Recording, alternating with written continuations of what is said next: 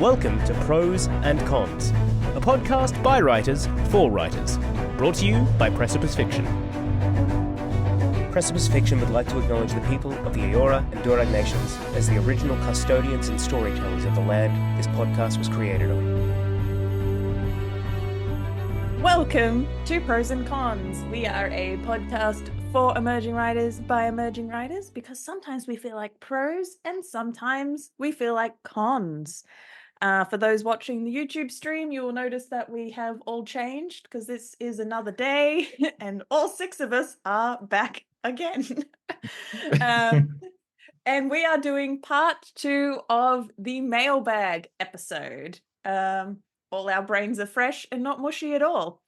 A quick round the table. I am Ali Burnham, your host today. I am an award-winning screenwriter. I host writing workshops, and surely I do other things as well. Alex. Yes, I've published a collection of short stories. And then recently I was featured in a literary edition of The Big Issue. Hello, I'm Phoenix. Award-nominated author. I'm an agented children's book author as well. And I founded Bentlight Writing. We're a freelance editing house that puts authenticity reading at the front as well as much as we can. Yeah. Giving a talk in San Diego in April. Come check it out. It'll be great. ACES Society of Editing. Patty. I'm Patty Boylan. I'm a technical writer, creative writing teacher, and editor, and I'm writing a manuscript. I'm James Healy. I'm a writer of horror and science fiction, and I also do freelance editing. Excellent. And Matan. My name is Matan Alou. I'm also a writer. I also like to write horror. My story was award nominated as well, same as Phoenix, same competition, same anthology. And I teach grammar to high school students who sometimes refuse to learn, but have no fear. I have methods. We have ways of making you learn. That a multiple award nominated anthology is called The New Mythic. You can grab yourself the ebook, the hard copy, or the audio book. So whatever way you like stories shoved into you, we can provide. We're here for it. Yeah. All right. This might be slightly unhinged, so I'm excited. All right. Our first question for our part 2 episode is from Jose. It's a 2-parter, but it's nice and succinct. When you have an idea for a story, where do you start writing? And the 2-parter is that, how do you get the story organized to be able to tell it? That's a good one. I start at the scene that interests me most. And I think that's what Stephen King does as well. That's one. As far as I know, he comes up with often like a single scene or a single idea. And you're like, how do I make a story out of that?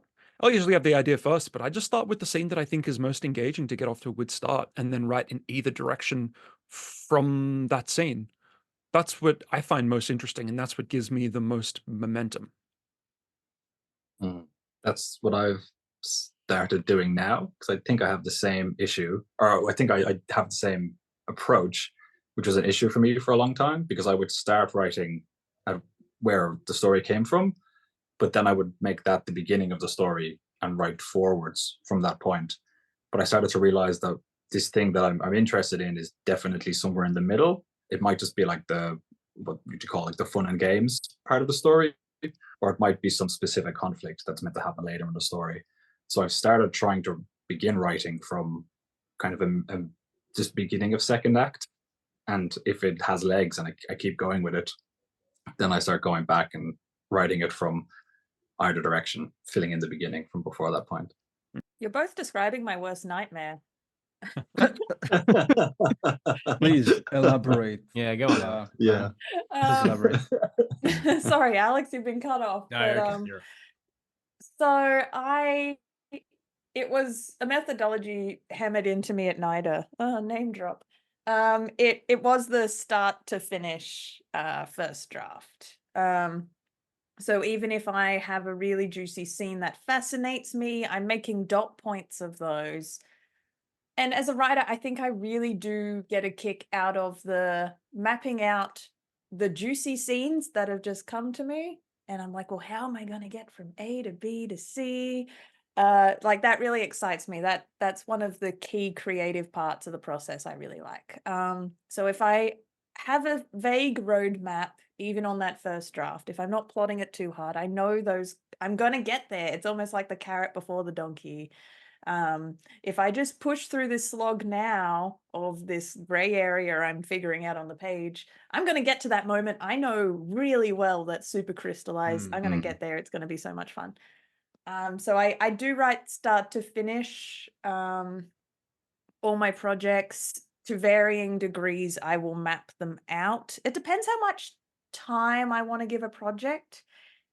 With my prose writing, I'm probably a bit more generous because I don't have any deadlines. I'm writing it just for myself, so I will let it be a vague, I'm wandering off into the trees, figuring it out on the page until I hit the core scenes I know that are coming. My screenplays, I usually always commissions. I'm writing for someone else. So the less time I'm spent figuring it out, the better. So it is faster if I just map it out, know all my scenes. So the actual writing bit is as fast as I can possibly make it. But even just the idea of writing a scene in the middle first breaks my brain. So kudos to both of you. But I feel like if I wrote towards it, I will have created all these butterfly effects. And then I'm like, well, then I have to redraft that scene in the middle anyway. Who's got time for that? Anyway, that's how my brain thinks of it. Well, I want to footnote what I said. Like, I do tend to start with the most interesting scene, but once I've written those big ones that I have ideas for, I do default to writing beginning to end. Yeah, I don't know. I just feel like starting with the thing that engages me the most is what's going to push me. But I think maybe I struggle with the momentum of writing more than some people, you know. Yeah, Well, I wanted to ask. Sorry, Alex, because I know, Alex, you keep trying to jump in with your but I just really quickly before we move on. What I wanted to ask is, Ali, when you do get to those scenes that were the initial inspiration for the story, like then when you get them, are they as satisfying and are they as much fun to write as you expect them to be? And do they play out the way you'd expect them to be? And is that because you set it up? Yes, they are Okay. as satisfying, but no, they may have changed. Right, okay. And I embrace that change as a good thing because I feel like if I had written it first, they would have been puppets. I wouldn't have known that as well as I could have if I had just written it first. But because I've almost given myself this whole lead in, I now know them really well and fully by the time I get to the exciting scene. And I'm like, oh, I'm actually working with meaty, juicy characters I've lived with now for a couple of weeks. So it's, I almost find that more satisfying rather than I don't want to play with the stick figure version of my exciting scene. The lead in time will make it, more whole by the time I get to it. It's okay. Yeah. I think it's one of the things that I found that I like. Sorry, Alex. No, you're okay. It's all right. This is a me thing. I'm sure. I'm just being like, no, go on, and then I'll cut you off definitively. This is the last thing I have to say. You're real good. And I don't know if it's the same with Paddy and your approach, but when I write it that way, if I jump into that scene that interests me, it either works or it doesn't. And half of the time, like, it just doesn't work. And then I'm not interested in it. It's when the scene works that I'm like, okay, now I think this has some potential and these characters are interesting enough for me to spend a bit more time with them. Or the other one is just like, oh, that was a cool idea, but it just can't go anywhere. Like, it's almost like you're testing ground. Yeah. I relate much more to what one thing I'll do is I'm just kidding.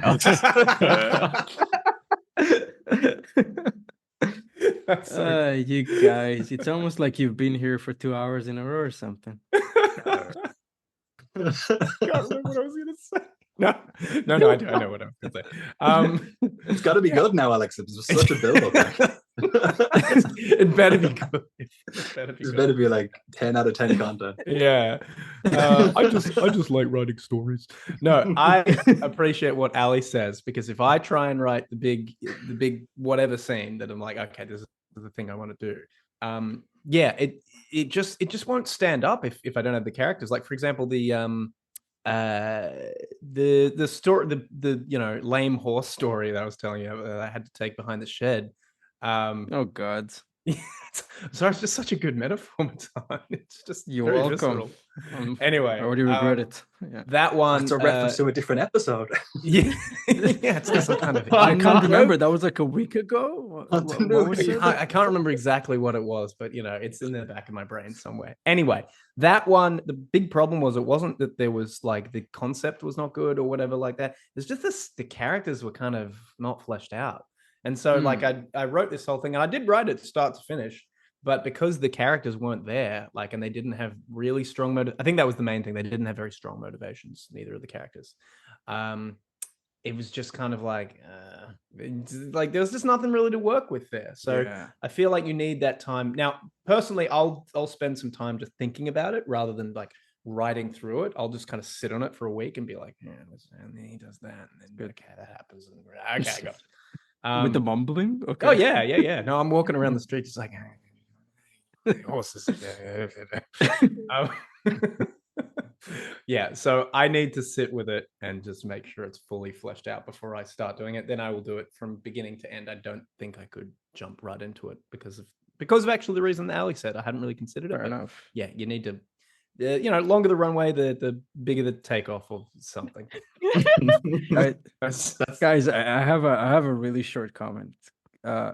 Really, the Odyssey. You guys are familiar with the Odyssey? Yeah. Heard of it. So the Odyssey, basically, Odysseus is coming back from the war on Troy, and the whole story is his journey home. It takes him 10 years. On the first page of the Odyssey, we are in year 9. Okay. Take that into account. Takes 10 years. Okay. We start page 1. It's been 9 years already. And we actually start with him trapped. And then we kind of get the details of what had happened to him throughout the story, which goes back to a very commonly given piece of advice, maybe too much, is start the story.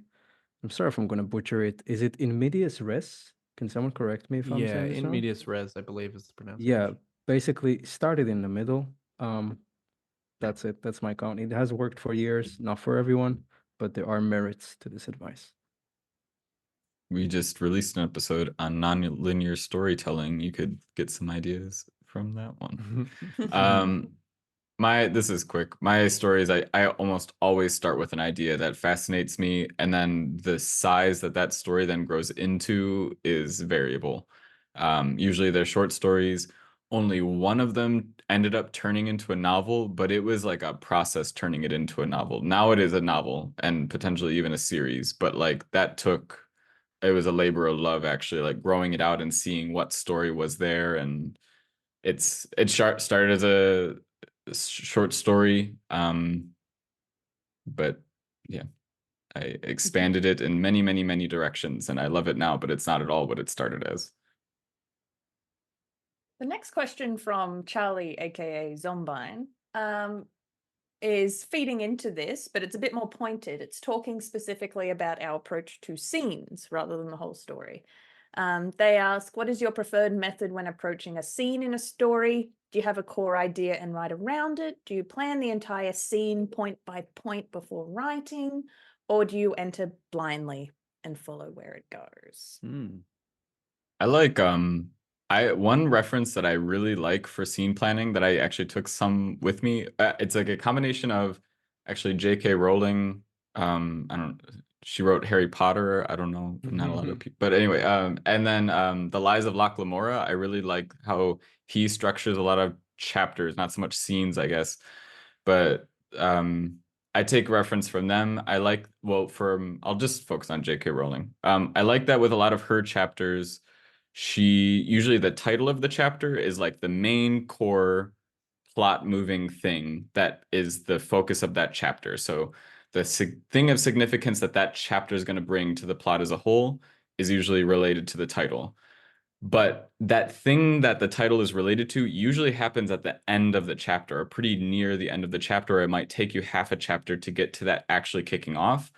And the beginning of the chapter is almost like nothing to do with it. It's just like going to classes, something mundane. It's a little bit, there's a build up to it.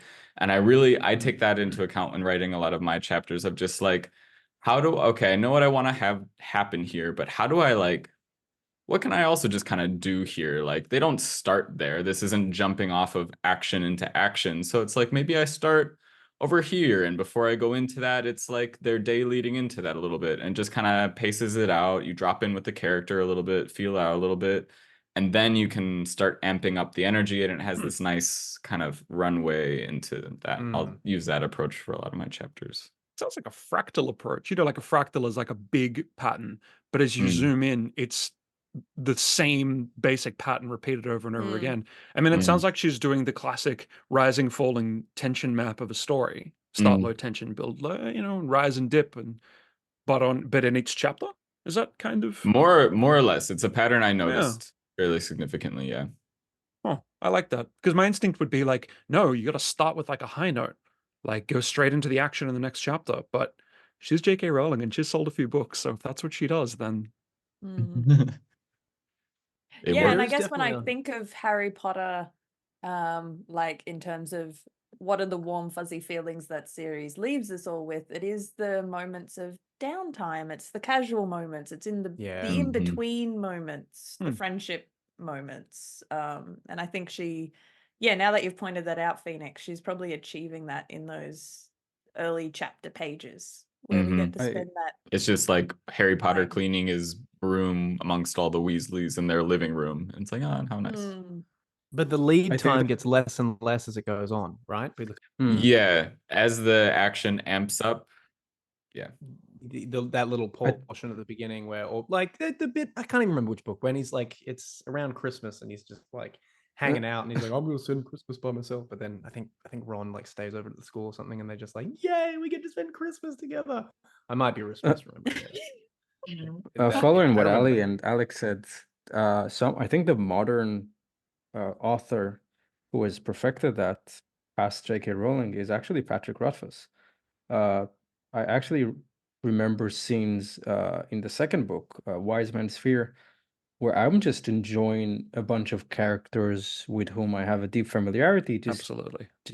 Just doing things with each other. Yeah. Now, you need to strike a balance, right? You can't just have Ron and Hermione just, attend the magical chess club for 5 chapters. But yeah, it's a powerful tool if used well. For me personally, I do like to plot out all my scenes beat by beat.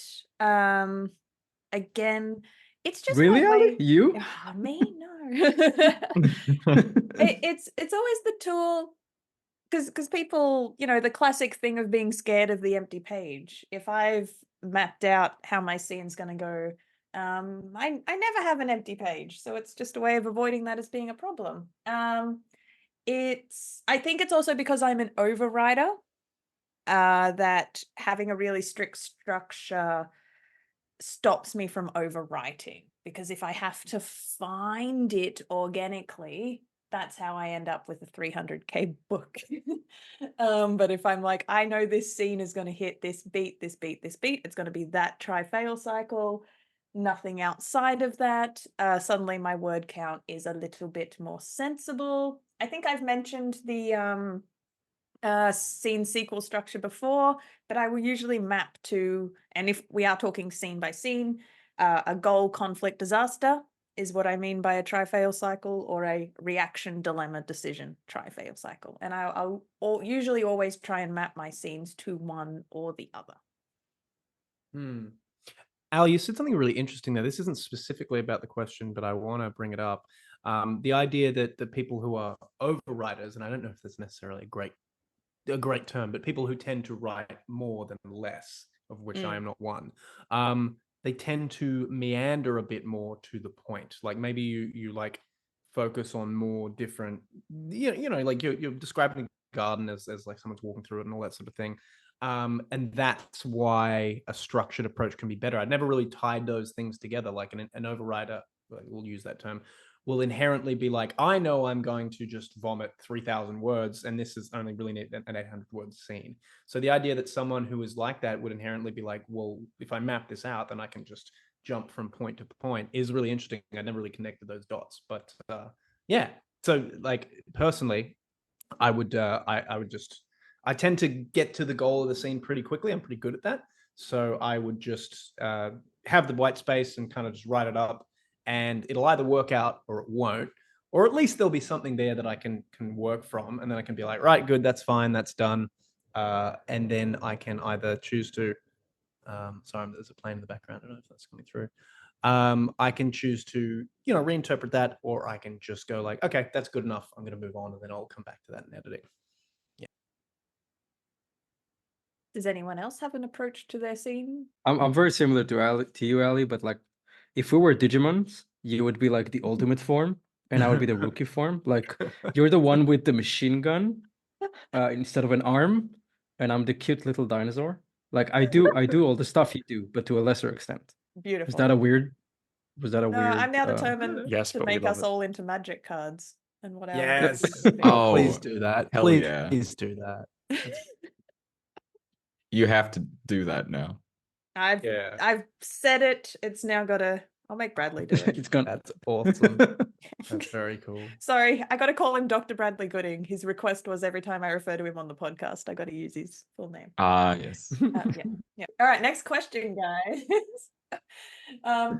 This is from Jim Richards. Shout out to Jim Richards. Hey, Jen. I would love to hear your opinions on software like Scrivener and how you organize your projects and works in progress. I'm using Scrivener right now. It's got a learning curve. With everything like this, there's time that you're going to take learning the software that isn't writing. And for some people, that doesn't feel good. Because like, I just want to write. I want to write my story. I don't want to spend this time writing, doing the software. And that's fine. Like, again, if you're going to lose momentum because you're watching all these tutorial videos on Scrivener, and there's a lot, maybe it's not for you. But I'm someone that, like, again, exact opposite of Alex. I have a lot of ideas and a lot of writing. And my big challenge is corralling everything into a coherent whole. And I got to the point where my project document for Sovereignty, the manuscript I'm writing at the moment, is labyrinthine. It's really big with too much. For me, learning Scrivener has been really good, and I'm still learning it. But if you're someone that struggles with that, this is a really good surrogate brain to organize all your thoughts, organize your many, many documents, and get things together. I really recommend Scrivener. But if you're not someone that struggles with that, and this is something I've seen echoed online, there might not be much point. Like it's something that addresses a problem. And if you don't have that problem, don't bother.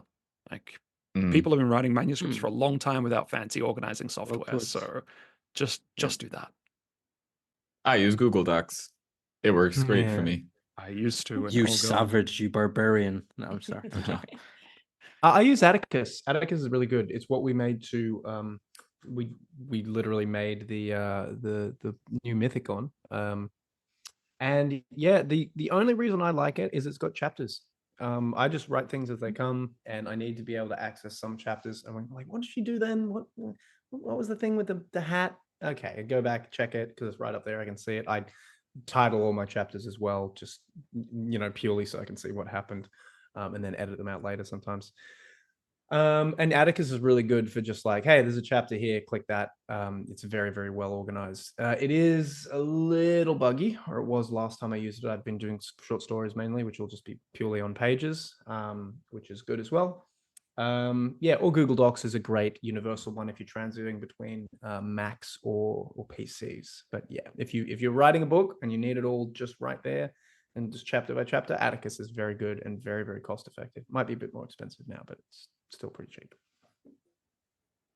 Yeah, I use Microsoft Word. Alex and I are using Google Docs for our co-writing one, because that's really easy, real time. We're writing into the same document on the cloud. But otherwise, all my other projects is the hard software, not in the cloud. My Microsoft Word, though it does automatically save to my Dropbox. That's so I can sleep at night. I know it's syncing to multiple devices. I can lay my head on my pillow and know that I can retrieve it even if my computer dies. Well, that's really important. Yes. Really look, I've given Scrivener a go because everyone raved about it. And I did use it for a redraft of Ferocity a few years ago. There's a name drop. And I also gave it a go for one of my Cypress. I think I did it for some Cypress planning, but I think I've mentioned this before. So Scrivener automatically cloud saves, not quite with the same elegance as Dropbox, and I did lose some of my work. And I've been just like scarred when it didn't save correctly. I did manage to do it because I was away from home. When I drove home to my laptop, I turned off the Wi-Fi so my home computer wouldn't sync and therefore wouldn't delete what had been lost in the cloud. So I booted my computer up, not connected to the Wi-Fi, was able to retrieve my data. So it was saved, but the fact that it was almost lost and I had to do this whole extra step, I'm just like, Scrivener, you bitch. Yeah. Look, it worked fine, but I found personally that I like having it all in one document. Control F is like my best friend. If I'm just writing along and I recall something or I want to triple check how I phrased something previously, I'm constantly controlling F, flicking up and forth. Like, you know, the old school like animation when they're drawing by hand and they're constantly flicking over and over in the page. Yeah. I feel like that's what I'm doing when I'm writing. I'm constantly flicking up back to where I am, flicking up, flicking back to where I am. And I think Scrivener lets you do that, but when it branches your scenes into different clickables, that's the technical word for it, when all your scenes are divided into small folders, I didn't find that as organic as my just scroll up, scroll down, scroll up, scroll down, Control F. So there's something about having it all in one document that I'm constantly rereading, that I don't know, maybe that's just what I find comfortable now, what I'm used to, and I'll probably just keep using Microsoft Word. Cool, we answered that, nailed that. We've got about 4 questions to go. We're on the home stretch, guys. All right, this next question is from Libby Hyatt. Do you guys keep personal journals, or did you in your childhood or teens? I had a brother, so no. Why does having a brother No. exclude you from keeping a personal journal? Patty, do you have a brother? Yeah. How old is your brother? 2 years younger Can than me. Can he physically overpower you and access your journal? Yeah, he just wouldn't. Nah, Kieran wouldn't do that. Oh, that's nice. Sorry, Well, I don't know what else to say.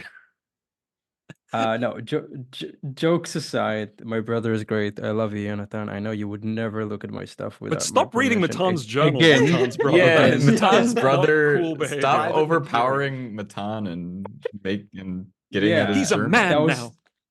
That was funny twice. Anyway, no, I haven't written a journal. I'm sorry for taking so much time just to make a. No, it was worth it. I kept starting a journal, and I've got all these like entries where I'm gonna keep a journal, and then the next day I don't.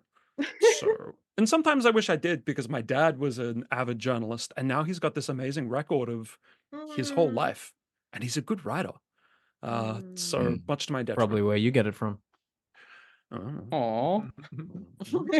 I don't keep a journal, but I do religiously keep like a fake little moleskin thing, like a little.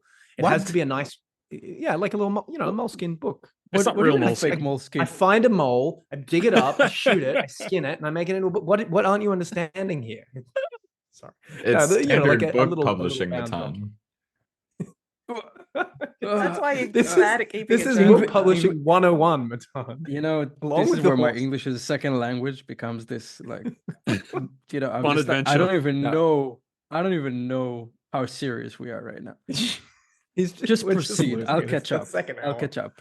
But I do have a book that I religiously write tasks down in. So theoretically, I keep all these. So theoretically, you could go through them all and sort of like have a look through the task list and see what I did. But in terms of prose, I've tried that one or two times. I suppose like my Google Calendar is like a journal. That's an interesting thought.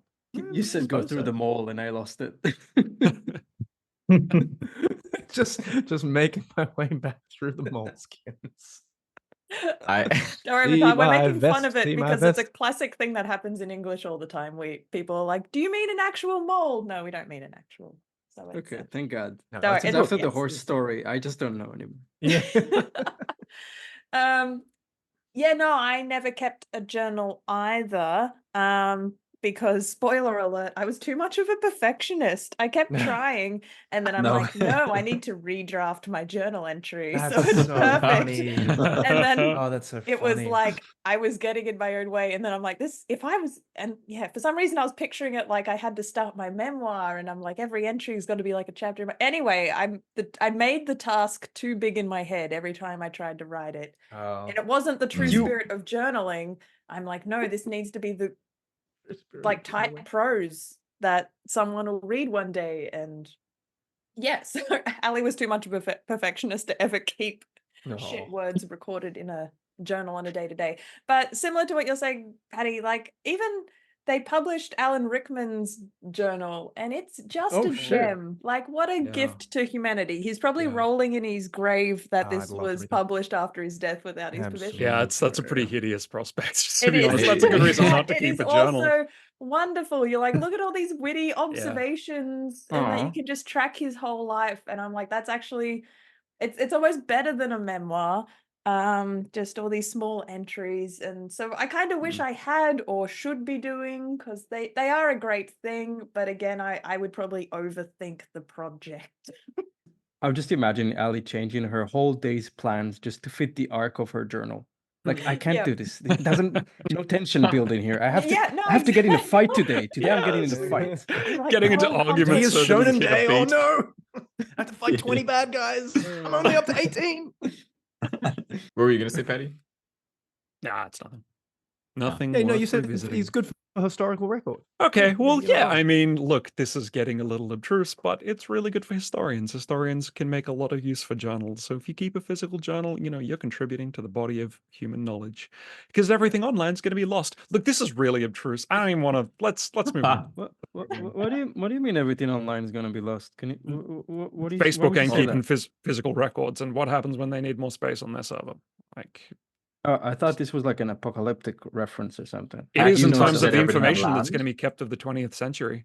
This is really off topic. I keep a journal, and You know, kids, I used to keep a journal. I keep a journal. I don't religiously. I always have one, and I'm only just now recent. I broke James. I only just recently realized that I do regularly have a journal and have regularly had one for the past like 2-3 years or something. So fairly recent, but I'm not religious with it at all. I have filled up like 2 or 3 books now, which feels pretty cool, but it's just like Wow. whenever I get some of it's like not strict at all. It's like some of it's notes for a story I'm writing, some of it's my day, some of it's I have some maps for my world and some of for one of my books in one of them. And then it also is a journaling tool for when I do get the call of like I want to process my thoughts or regurgitate something or something like that. I find it very helpful. It's also very good freeing. for you. Yeah, oh, it's so therapeutic. I also find it very therapeutic from you know, when I'm editing, I'm very strict to the comma, like it needs to be very rigid and stuff like that. When I'm writing my own work, like less so, because I know like whatever draft one, I'll come back. It's really freeing to have a space where I'm like, you know what, fuck it, like I'm not gonna pay that much attention, I'm just gonna let the words out, like I'm not gonna really like hold myself to a standard here. And it's really nice to have that, because otherwise the words can get stuck up a little bit and sticky. Oh yeah, I absolutely have work book like right in front of me as I'm keeping notes as Yeah. we're writing. So I have plenty of. I probably fill one of these a year. I do like the little ritual of going shopping for this will be this year's notebook. And I fill it. It's just always to do with work stuff. It's just no. That I keep the personal out of it. I do find that the poets I know are the ones who keep journals, and that makes sense for you, Phoenix, being our resident poet. But the one who's the writers who are more likely to keep their journals for express it, like I have a thought, I'm just going to get my thought down, I've got to process the thought. That seems to be a poet thing, just to paint all poets with the same brush and long form writers with a different brush, but I have noticed that. Can I say, I feel like just before we go on very quickly, I feel like the ritual of buying the workbook book is really important, because if I know that if I buy like just a little 5-cent one at 5 cent, okay, let's $2.50 at in the year at 1805 for my I'll 5 cents. yeah, exactly. $9.99, 95 and 5 cents. I just know that I will not value it enough to keep it around and have to want to know where, and then I'll be like, oh, which one book was I writing in? Whereas if I buy a nice expensive one, or at least one that looks nice, I know that I'll be like, oh, this is the book that I do. And then I actually feel like it's almost like losing my phone or something if I don't have it. I'm like, oh, I need to write my task list for the day. So it is valuable, I think. Yeah. All right. Final 3 questions. I will say we did get a wonderful question in from Almitra, if I'm saying that right, but it's almost a heavy enough question to be its own podcast on its own. So I'm going to thank Almitra for sending in her question, but I'm going to leave that one to the side. Our final 3 are courtesy of Phoenix's mum. So thank you for sending in the final 3 questions. Phoenix's mum wants to know, what are we working on now? Can we tell? Well, if anyone's under an NDA. Yeah, you can we tell. allowed? You're allowed to Are tell. we allowed? She will. Me or us? She will Oh, take you it. mean as She's going to Precipice. take. Okay. She's going to take Yeah. the idea. This is her. Yeah. This is her plan. Thanks, Is your mom a mom. writer? Matan, I think this is a great No. place to I announce know your it. mother. I think this is wonderful. No, you can. You may give your idea. Patty, can you repeat that? I think this is a great place to say what Precipice is doing. Is that what you were talking about? Yeah, I guess. James, do you want to talk? Sure. I mean, I don't know why there's a big air of mystique about it. I don't know. I feel like it's a James baby. So James, why don't you go ahead? I mean, we've been discussing working on our second volume of our second pregnant! book, and That's exactly what I felt. It's a book. It's an anthology. It's another anthology. Yeah, totally planned. we're in the early stages of brainstorming what our second anthology and trying to figure out what we're gonna make it about. How did this end up being such a big deal? Yeah, we're compiling great. ideas to be able to put stuff together, and yeah, it's going to be another anthology, and we are putting it around a theme this time. We haven't really decided what the theme is, but we've got some things in the works, and yeah, it's going to be a little bit more cohesive, I think. Maybe not in terms of genre, but definitely in terms of central unifying theme. Yeah. Individually, did we want to do a quick round robin of what you're currently working on? Yeah. Phoenix. Okay. Well, Mom, I'm I am working. I'm currently shepherding a few short stories at the same time, but I don't have much time for that right now. And then I have a novel going on in the background. I'm nearly polished up part 1 of that, which feels really good. That's landing in a spot that feels like I'm gonna start querying with part 1 here soon, but I need to it's cruising along nicely. In about a month, I should have a good solid like part 1, act 1. The roots are laid. That one is without a name so far, but it's great. Awesome. Alex, what are you working on now? Yeah, so well, one of the things I'm working on, because we're writing a book together, which is an epistolary novel based on historical fiction, but set in a sci-fi setting. And that's all I'll say about that for now. And the other thing I'm writing is I'm writing a one-woman play with a woman. Don't worry, I'm not writing it by myself, and I don't plan to perform it by myself. But yeah, I mentioned this before. We're sitting down on Sundays and just like, hey, what's this about? Blah, blah, blah, blah, blah. And we're going through that. And that's going really well. I'm really, really enjoying that. We only really had 2 sessions, but no, it's going good. Awesome. Patty, what are you working on?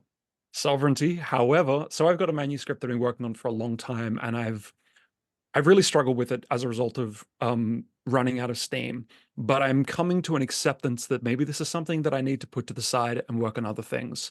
And I know that because I've started to actually pick away at little short stories. just, in the course of writing, you come up with lots of ideas. I keep an absolutely enormous document, and I'm starting to write the beginnings of some other stories, which feels really good. And what I'm hoping is that by stepping away from sovereignty for a little while and engaging creatively in some other stuff, I'll be able to feel refreshed and then come back to sovereignty and you, because I really want to finish it, but I'm really struggling and in my own way with it at the moment. I think you'll be surprised how much energy you have when you come back. It's amazing. You put it down for a little bit, you come back, it's like, I got 3 this. months. Like it's so new. Yeah.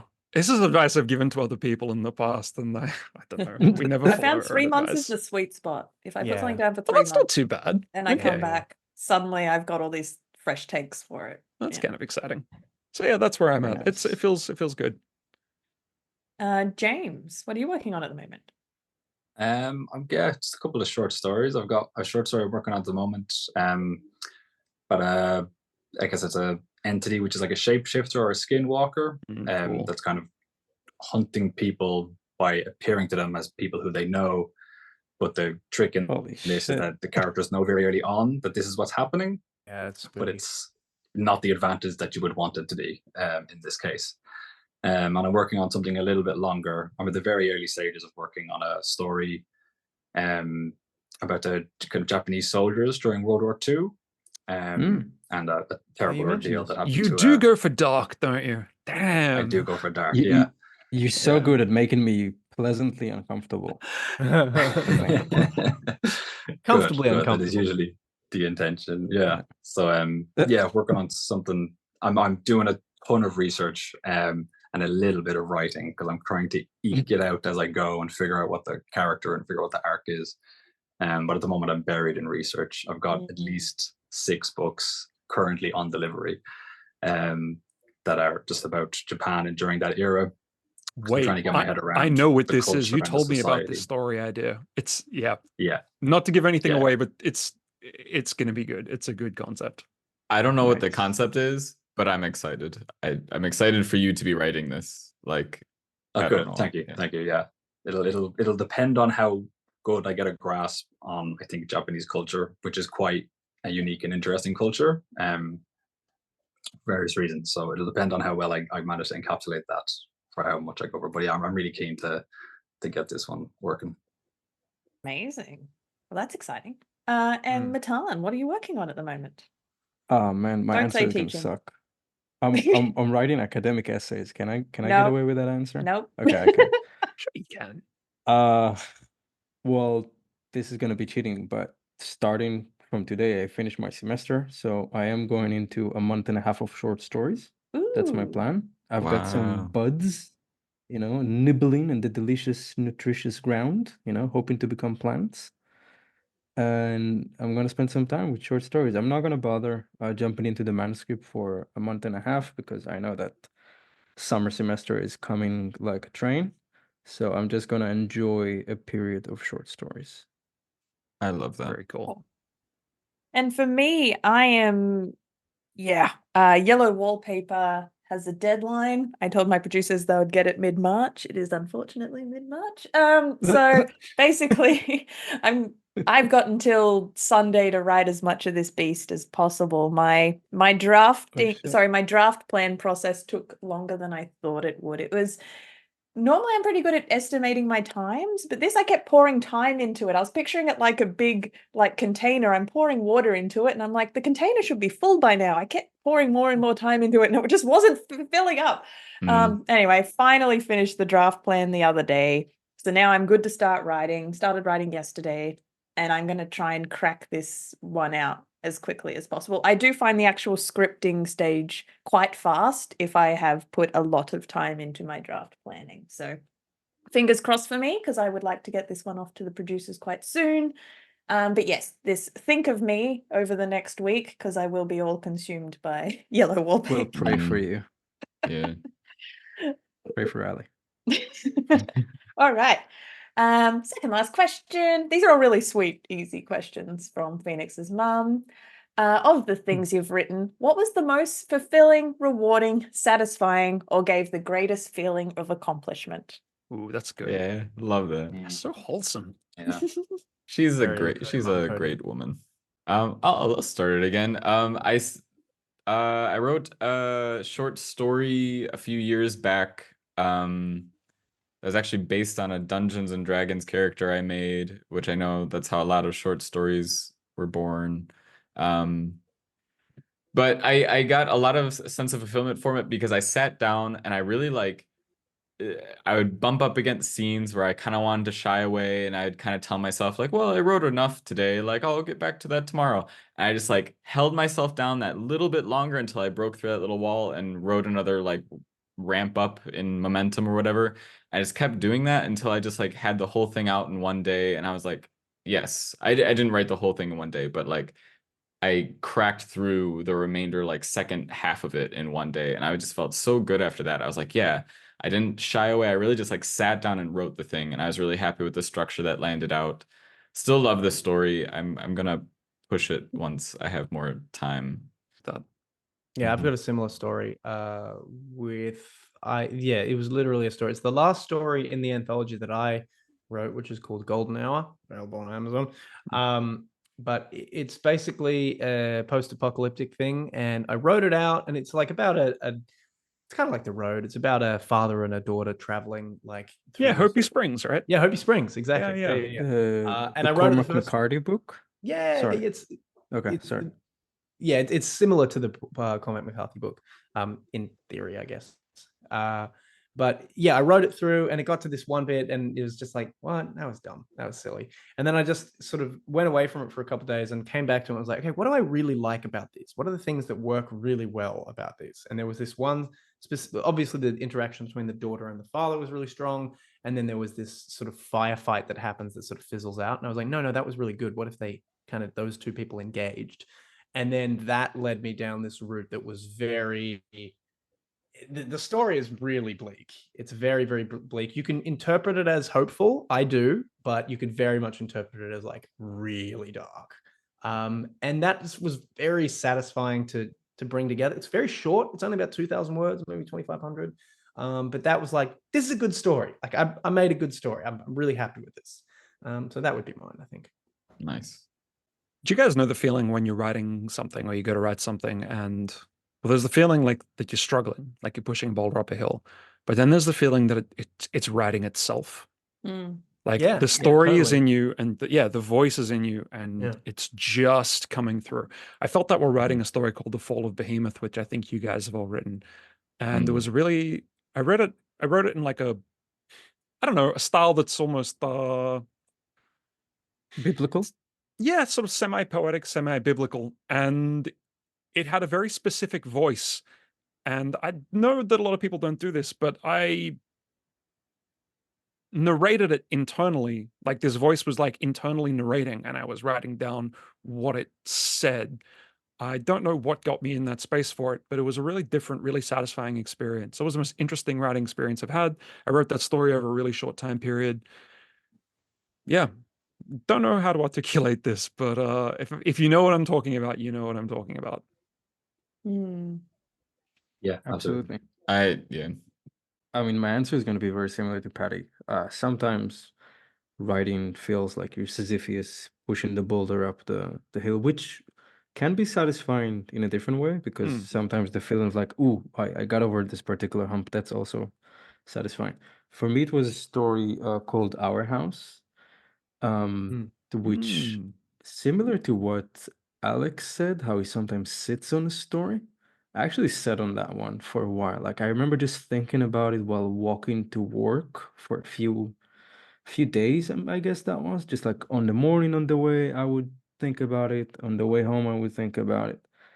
And it kind of really galvanized in my head. And when it came time to write it, it really kind of poured out pretty easily, like a very easy birth. And it also ended up being the first story. Yeah, sorry about all the birth. Anyway, in the story, it was actually the first story that got recognition. I actually managed to sell that story to a magazine, and that really kind of confirmed. Thanks. It really confirmed my belief that like I can actually tell when this is going well, which was really important for my confidence as a writer, because sometimes like you think, am I really a good judge of my own stories? And that one felt well coming out, and it got like the stamp later. So that's something I really felt fulfilled after finishing? I've been working on a story for a while called Bring 'em Bardo, which has like quite a heavy focus on the care of the sick and kind of end of life care and some spirituality and different attitudes towards end of life care and end of life in general.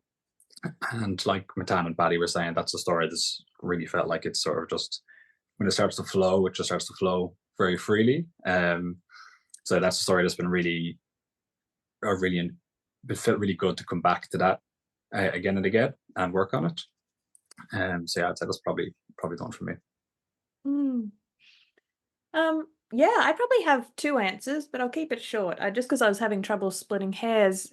Professionally, the most fulfilling thing I've done is Unsound, just because that project was such a trial by fire, and I had to learn things very quickly.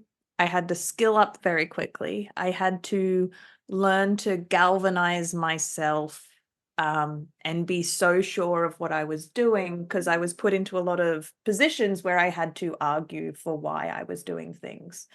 So that it was just, yeah, a very steep learning curve.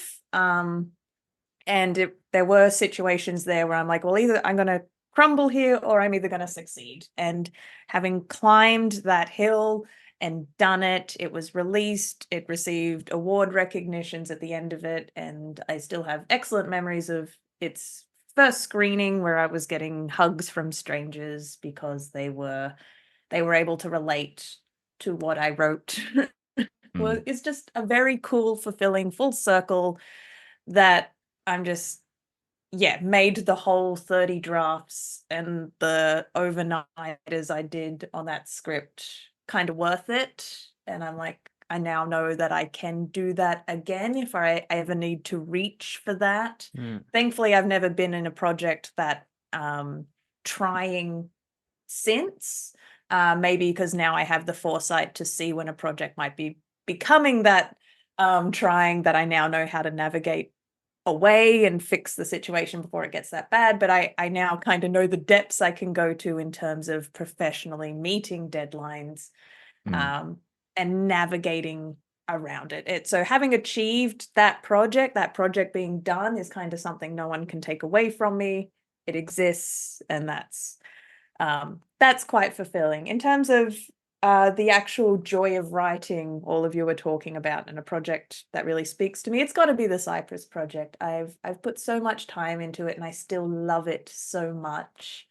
I think it's the project that's made my writing better over the past couple of years. I really want it to be as good as it can be, so I keep holding that bar higher and higher for myself. And it's really exciting to have a project that asks that of you. So with every draft, and when people do come away genuinely enjoying reading it, there's some very special warm and fuzzies, again, because just the work that's gone into it, and then that's the payoff. That's the end result. Very final question, and this is such a mum question. Where do we see ourselves in 3 to 5 years? Does only Phoenix have to answer that, or all of us? No, all of us have to. You have to start, Matan. Yeah, you have to start. I have to Matan start first. where I see myself in 5 years. Cool. Yeah. I brought this on myself. Okay. Hopefully with like 2 more anthologies with you guys. Ooh, good goal. Yeah. I feel very confident about my ability to finish the manuscript I'm working on. I feel like all the delay has been, I don't want to sound cheesy, but for a reason, I learned I'm in the weeds, just kind of looking for new stuff. I'm doing my bachelor's degree in English literature, learning so much about the language, about going into the depths of it. So while this might feel like a detour, going to uni right now at this age, at this time, I feel like I'm going to come out of it as a better writer. And sometimes I feel like I'm frothing at the mouth to just sit down and write. And it's coming. It's going to come. It's a bit hard now with full-time job, full-time uni, trying to make life work, relationships. But yeah, 3 to 5 years, hopefully a master degree in hand and weekends to write, among other things. Nice. James, I'll throw it to you. Oh God.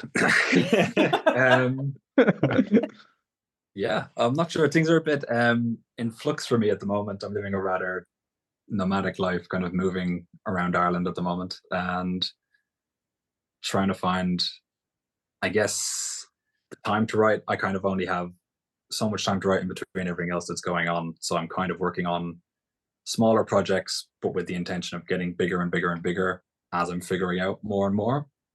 So I've put the idea of writing a novel probably ahead to maybe 18 months from now. The next story I want to write is 40k, then I want to do 60k, then I'll try for the 80k. So yeah, probably the same as Matan. I'll probably end up going back to college, and I need to going back to college and deciding where I want to live and who I want to be. I'm in a bit of a transition period at the moment, so a lot of change going on. Amazing. Alex. Yeah, it'd be great to get a novel out in the next 3 to 5 years. That would be fantastic. I just, for various reasons, a lot of my writing momentum, which can be significant at times, has really ground to a halt. So I need to sort of pick that baton back up and start back on some short stories. I think that's where I'm going.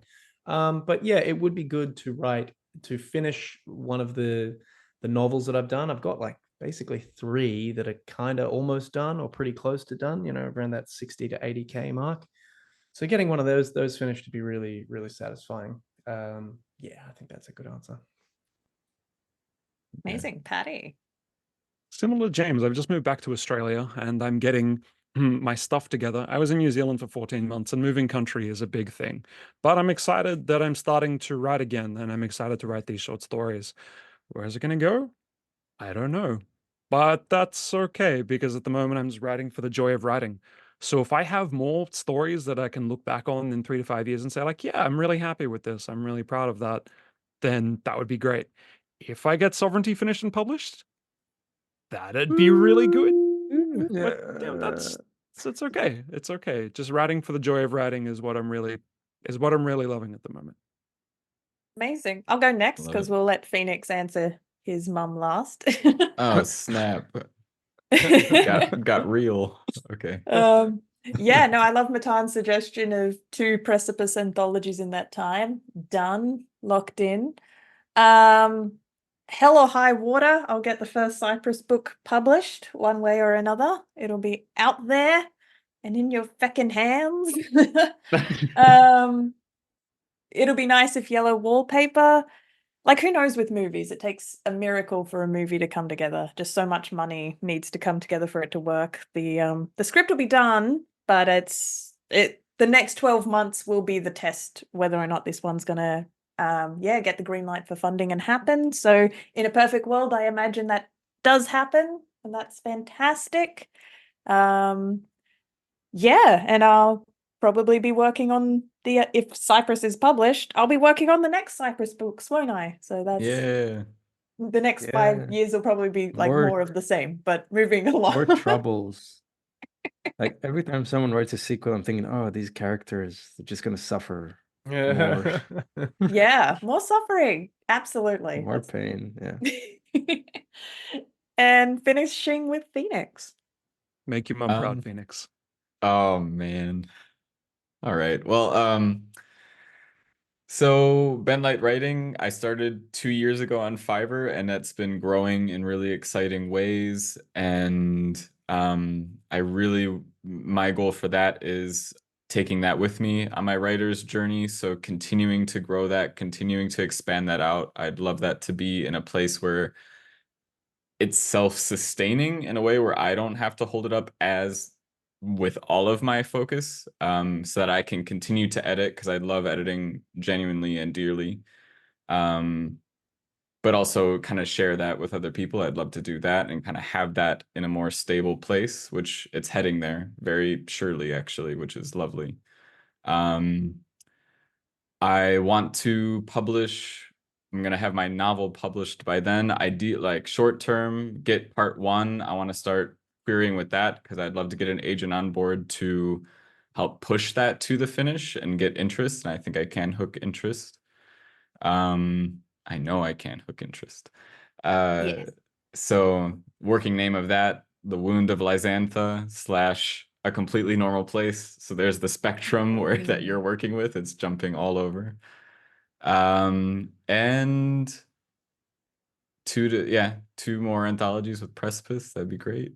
And I think that covers me for the next 3 to 5 years. Oh, and so once I get Bent Light Writing in a stable place, I also want to go back. I'm planning on going back to school for linguistics.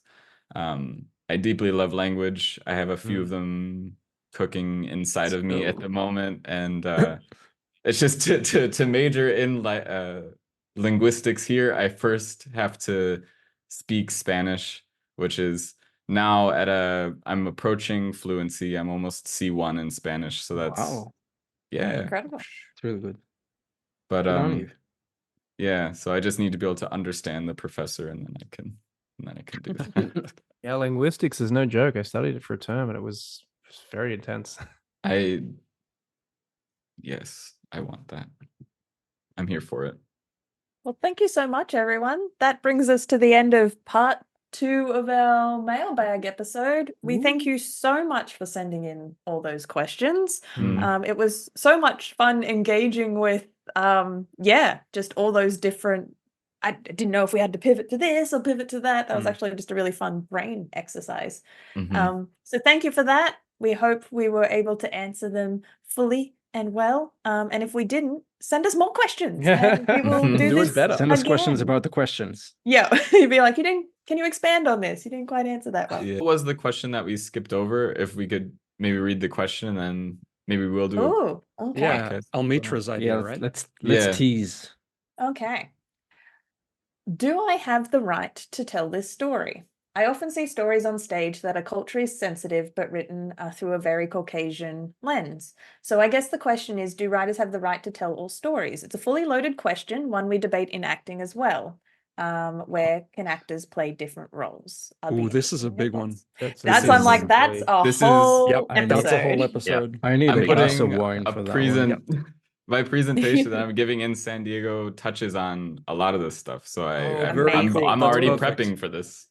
Fantastic. So we're going to put a pin in that one. We'll come back to it and give it its whole question. episode. That And it Almitra, we'll do our best, but of course, like, is anyone an expert in this field? We're going to give our best informed opinions. We're going to read as much as we can, but ultimately we can only give opinions, which, I mean, what else can you give with a question like that? It's a big one. Yeah. So Great thank you for question. sending those all through. If you like this podcast, please give it a review on whatever podcasty platform you listen to podcasts on. Nailing it. Please check out the new Mythic, our first anthology. Get your ebook, your hard copy, or the audio book, which is now live. Yeah. It's amazing. Not just saying that. I think the quality is, we aimed high for quality, and I think we achieved it. So please give it a rating as well. Like on Audible, you can click the stars and tell other people that you like it. We have some really exceptional voice talent on this as well. We worked very hard to source some of them, and some of them are some of the better professional quality voice talent that I've heard. Yeah. How did we get all these people? Seriously, did we kidnap someone? Did we... His name's Nathan Gothard, and I force him to live in my house. I make him do stuff for us.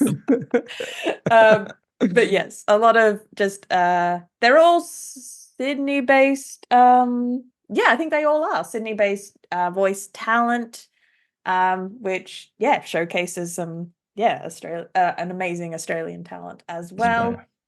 Literally world-renowned vocal talent in Rupert Degas. So please check it out. Thank you for listening, and we'll see you all in our next episode. Yeah. Bye-bye. Thank you for hosting, Ali. Bye. You're listening to Pros and Cons, the Precipice Fiction podcast.